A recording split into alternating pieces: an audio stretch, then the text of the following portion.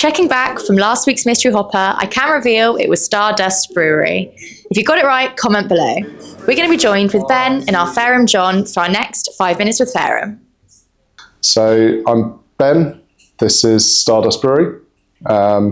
Started beginning of 2016. So 7-8 years ago now. Did a little bit of home brewing before starting the brewery.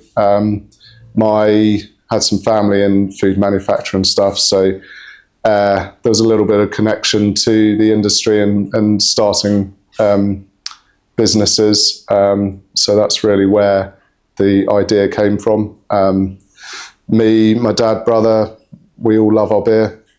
So we thought, I picked a weak spot and said, how about starting a brewery? And when you started it, styles-wise, what was your thoughts about? I mean, you obviously like drinking cask, and you told me that. But did you think sort of like, I want to relate to the drinker and the drinkers in the UK? I need to go a little bit craftier, or do you stay true to the stuff that you used to drink, or what was your thought about around what you were going to brew? I think when we started the brewery, I was seeing changes in the beer market. So I'd been on a recent trip to America, came back.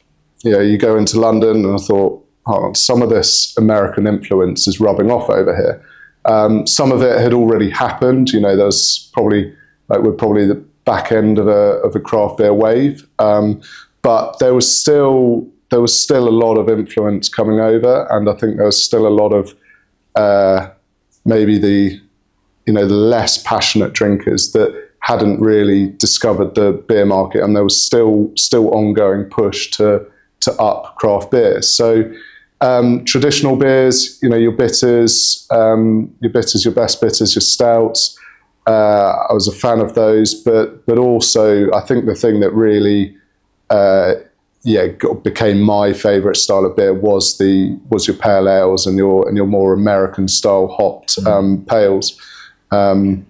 So yeah, that was a big part of it. Seeing that change and going, I think we could do something in the market here. So that sort of leads on to our first 5 minutes with Faram question. So what is your favourite hop? Favourite hop has to be Nelson Sauvin from New Zealand. Just the flavours in it, the wine grape flavours that come from it, I think I haven't really come across other hops that produce those flavours. I think that it's quite robust hop. The flavours hold up well over time. There are the volatile flavours that disappear very quickly, so you have to hold on to those and capture them to get the most out of Nelson Sauvin. But we've used it throughout the brew process. We've used it in the boil in leaf form. Obviously, the majority of it, trying to dry hop it. So, one of our beers that we've had from the beginning, PK3, that's heavily based on Nelson Sauvin.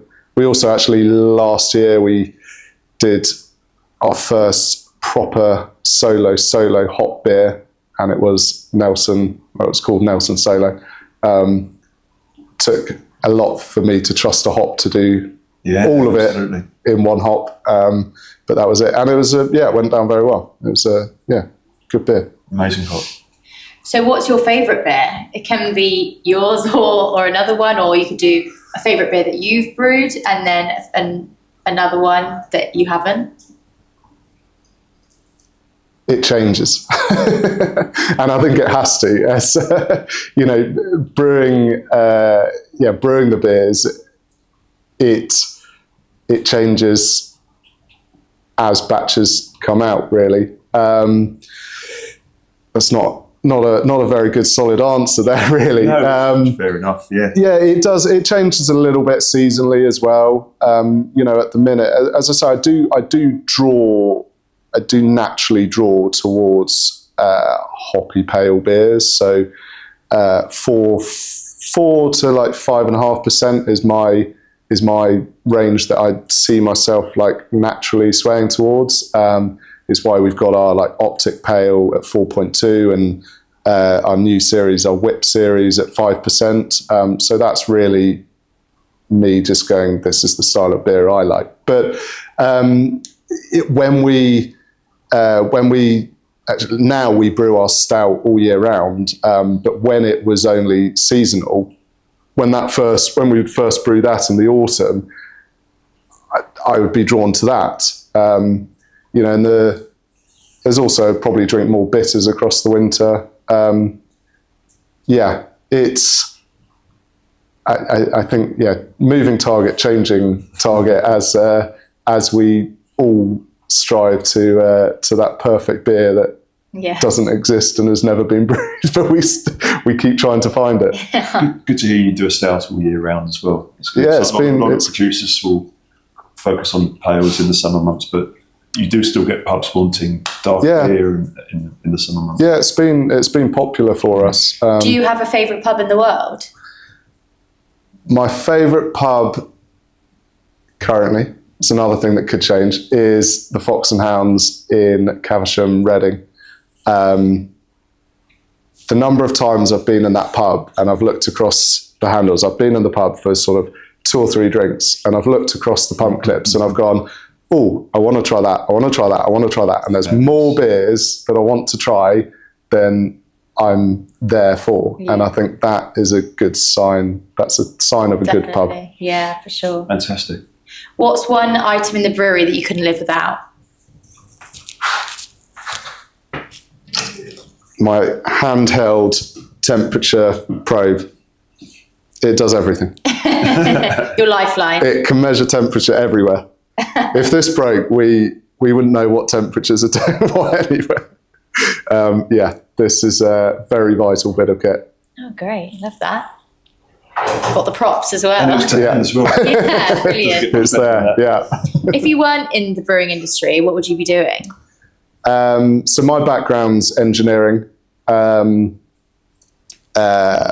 would I be doing? Who knows? I get very carried away with techie projects of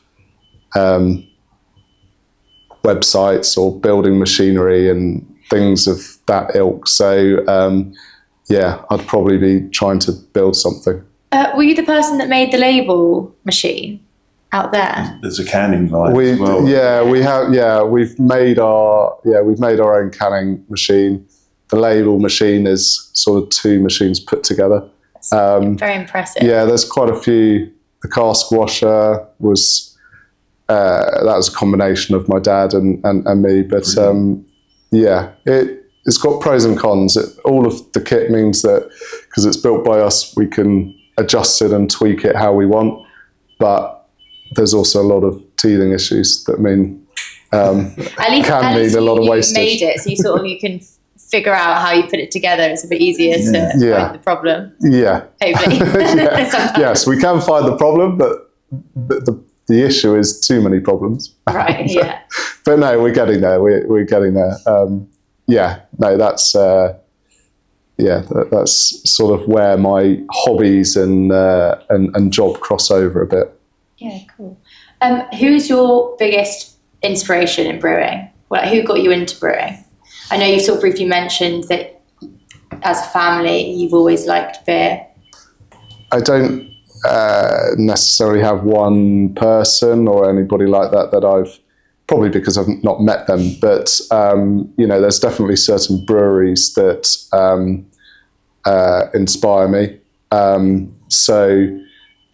In the early days of the brewery, I think what Brewdog did in the industry is incredible, and they're very big now, but you can't lose sight of what they have done and where they've come from. Other breweries,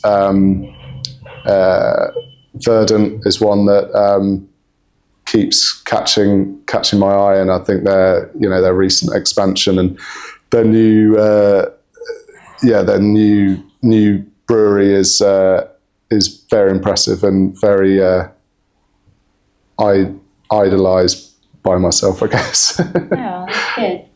So next, what's the last beer you brewed? That was Easy Pale, brewed yesterday. Hops. Hops on the American side, so Citra in the boil with some Cascade actually. This version is our Simcoe version, so dry hopped with Simcoe. Nice.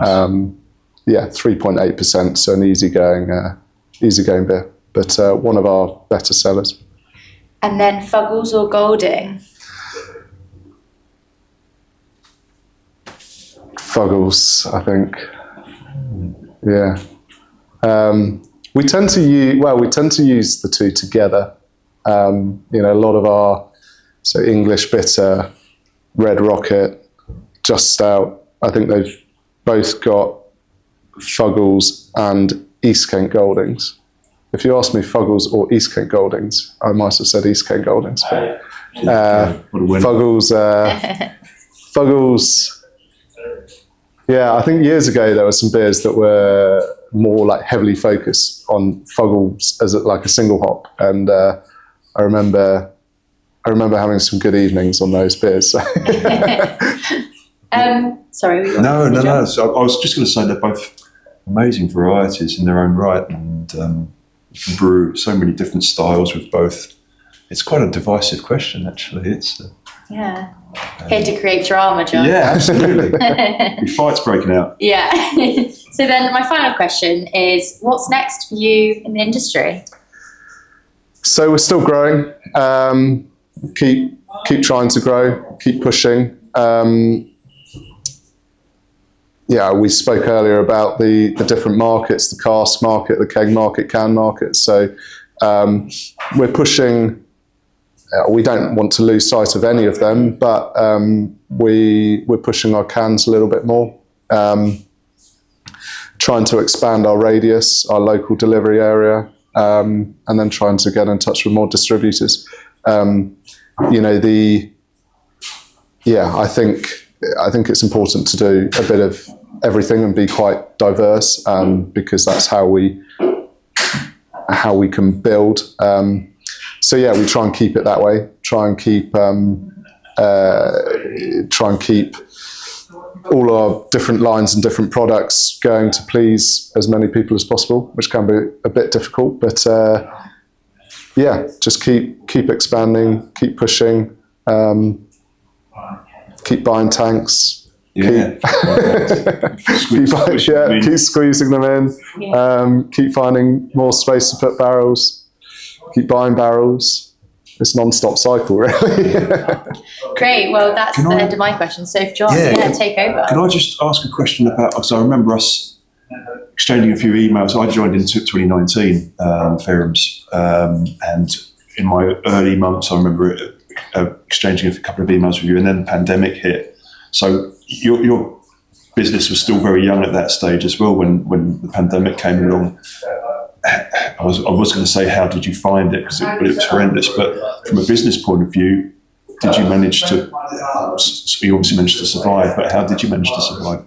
Yes, so we were already kitted up to do like draft takeaways. So we do 1 litres, 3 litres, 18 pint bag and boxes.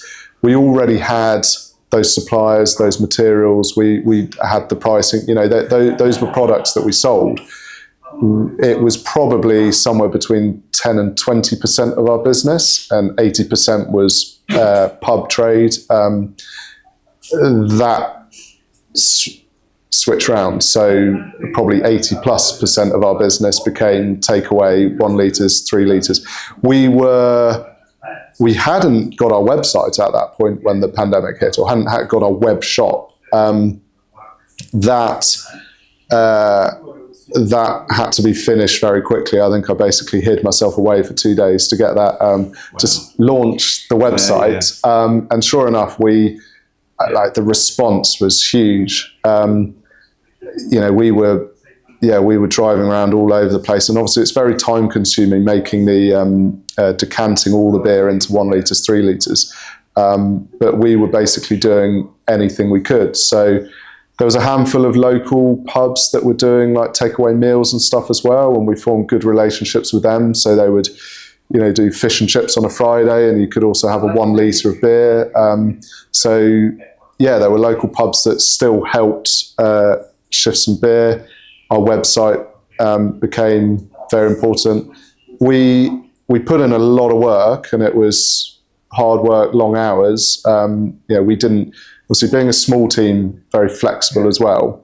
There was, I think full-time it may have actually only been me and Fraser. So I think there may have been a third member, but nobody had to be furloughed. But it was almost more time consuming doing those types of products.